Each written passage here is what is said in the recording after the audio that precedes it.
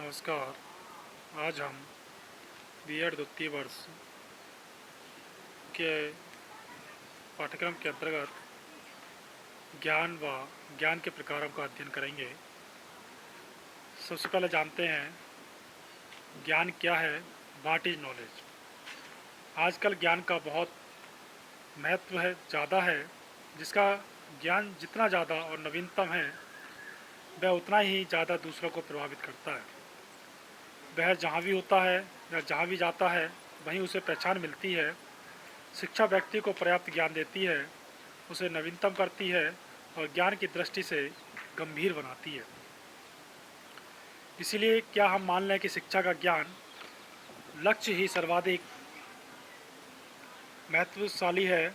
इस प्रश्न का उत्तर हमें बड़ी आसानी से या बड़ी सावधानी से खोजना होगा,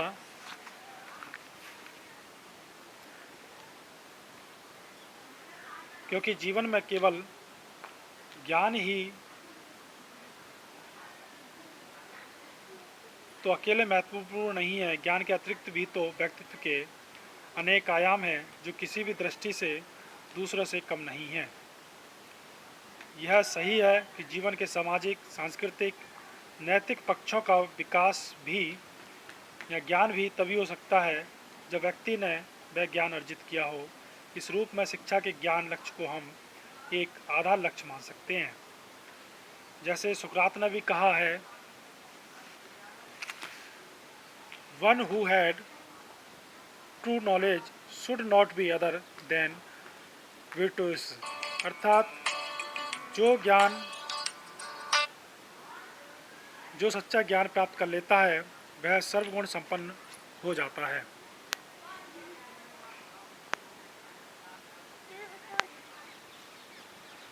वहीं लॉक ने भी कहा, दर्शन से वस्तुओं का सत्य ज्ञान है जिसमें वस्तुओं की प्रकृति भी सम्मिलित है, जिसे मनुष्य को एक तर्कपूर्ण ऐच्छिक एजेंट के रूप में प्राप्त होना चाहिए। ऐसे ज्ञान को प्राप्त करने के और संप्रेषण के अनेक ढंग और विधियां हैं, जैसे तर्क।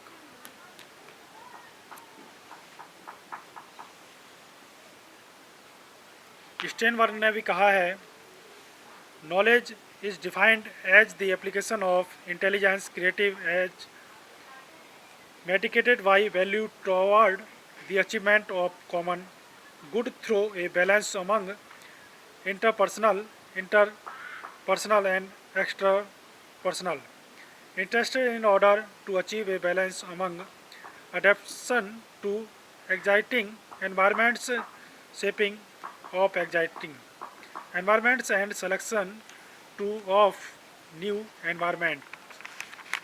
वहीं पर मैकनम ने कहा है, define knowledge as an awareness of the following fallibility of knowing and is a striving for a balance between knowing and doubting. अब जानते हैं हम ज्ञान के प्रकार। ज्ञान के प्रकारों को दो भागों में बांटा जा सकता है। सबसे पहला सार्वभौमिक ज्ञान और दूसरा है प्रायोगिक ज्ञान। सार्वभौमिक ज्ञान ए प्रायोरी नॉलेज कुछ ऐसे निर्णय भी होते हैं जिन पर एक क्षण के लिए भी संदेह नहीं किया जा सकता है। ये भौतिक शास्त्र के आधारभूत सिद्धांतों और गणित में पाए जाते हैं। ऐसे ज्ञान का अस्तित्व तत्वमीमांसा में होता है। इसमें कोई भी निर्णय ऐसा नहीं होता जिसमें मन, कारक और प्रभाव के संबंध को न जाने। ज्ञान बनाने के लिए एक संश्लेषणात्मक निर्णय अवश्य होना चाहिए और यह सार्वभौमिक भी होना चाहिए, अर्थात इसमें संदेह का कोई स्थान नहीं होता। सार्वभौमिकता और आवश्यकताओं का स्रोत इंद्रियां न होकर कारण और इसकी सूझबूझ होता है। हम अनुभव के बिना यह जानते हैं कि एक त्रिभुज के 3 कोणों का योग 2 समकोणों के जोड़ के बराबर होना चाहिए। यह सदा होगा भी। बिना अनुभव के हम यह जानते हैं कि यदि ए बी से बड़ा है और बी सी से बड़ा है तो ए सी से भी बड़ा है। यह बात इसलिए सही है क्योंकि यह तर्क पर आधारित है तर्कशास्त्र के निगमन के आधार पर जो तर्क दिया जाता है वह तार्किक नियमों पर आधारित होने के कारण वैध होता है। बहुत से कथन, कहावतें और तथाकथित सत्य जिनका हम दैनिक जीवन में प्रयोग करते हैं वे सभी सार्वभौमिक ज्ञान के अंतर्गत आते हैं। अब है प्रायोगिक अनुभवजन्य ज्ञान। प्रायोगिक ज्ञान अनुभवों से प्राप्त किया जाता है। यह हमें एक सूचना देता है, जैसे एक वस्तु में इस प्रकार के गुण होते हैं कि वह इस प्रकार से व्यवहार करता है। अन्य शब्दों में ऐसे निर्णय सार्वभौमिकता पर आधारित नहीं होते, इनकी स्वीकार्यता तर्क पर आधारित नहीं होती, जैसा कि यह किसी भी गणितीय सूत्र को स्वीकार करने के लिए बाध्य करता है।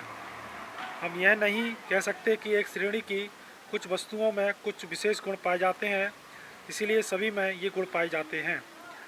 ऐसा ज्ञान वैज्ञानिक नहीं होता। प्रायोगिक निर्णय हमारे ज्ञान में वृद्धि करते हैं, परंतु इस प्रकार प्राप्त किया गया ज्ञान अनिश्चितकालीन होता है। यह ज्ञान इंद्रियगत और बाह्य जगत के अवलोकन, वीक्षण और मनुष्य के स्वयं के अनुभव से प्राप्त होता है। इसीलिए कहा भी गया है कि इंद्रियां ज्ञान का द्वार होती हैं।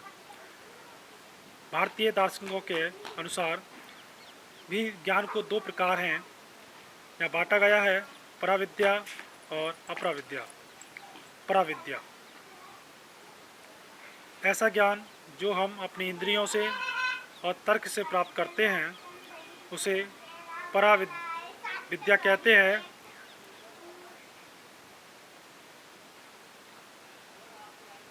ऐसा ज्ञान जो हम अपनी इंद्रियों से और तर्क से प्राप्त करते हैं उसे पराविद्या कहा जाता है। यह बाह्य भौतिक संसार से संबंधित है। हमारा ज्ञान जगत के विचारों और अनगिनत मस्तिष्कों के अनुभवों का परिणाम है। अपराविद्या अधिगम का अंतिम पड़ाव परमात्मा को जानना है, अर्थात प्रकृति में आध्यात्मिकता की झलक पाना। अपराविद्या आध्यात्मिकता के बारे में ज्ञान से संबंधित है। यह ज्ञान मानव प्रकृति का सर्वोच्च ज्ञान है। यह ज्ञान व्यक्ति के स्वयं को जानने, आत्मा से और परमात्मा से संबंधित ज्ञान है। ये था भारतीय दार्शनिकों के अनुसार परा और अपरा विद्या। आज हमने अध्ययन किया ज्ञान क्या है और ज्ञान के प्रकार क्या हैं।